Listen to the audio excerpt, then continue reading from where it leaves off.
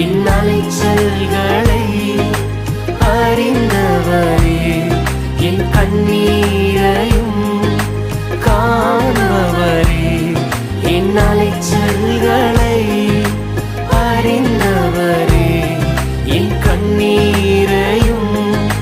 காண்பவரே, என் கண்ணீரனைத்தையும் துருத்தியில் வைத்தவரே, என்